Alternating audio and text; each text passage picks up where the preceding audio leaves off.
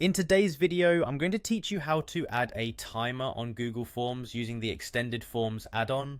Let's dive right into it and ensure your online quizzes or surveys have that extra time management feature.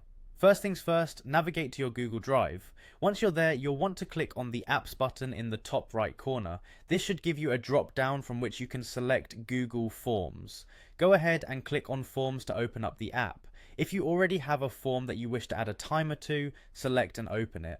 Otherwise, you can create a new form from scratch. Now that your form is open, look towards the top right corner of the screen. You'll see a button labeled More, represented by 3 vertical dots. Click on this, and from the drop-down menu, choose Get Add-ons. This will open the Google Workspace Marketplace, a place where you can find various add-ons to extend the capabilities of Google Forms. In the search bar, type in Extended Form and press Enter.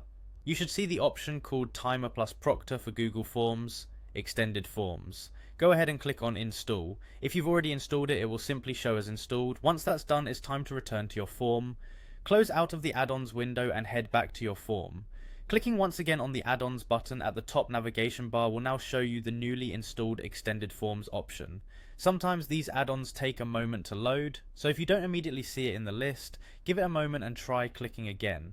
Once the add-on has loaded, you'll see a panel open up on the right hand side of your screen with various configuration options. This is where you can truly customize how the timer functions on your form.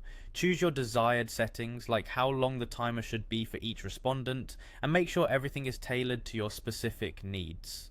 After configuring your timer, don't forget to hit Save to ensure your settings are locked in. You can also preview how it looks by clicking on the Preview button.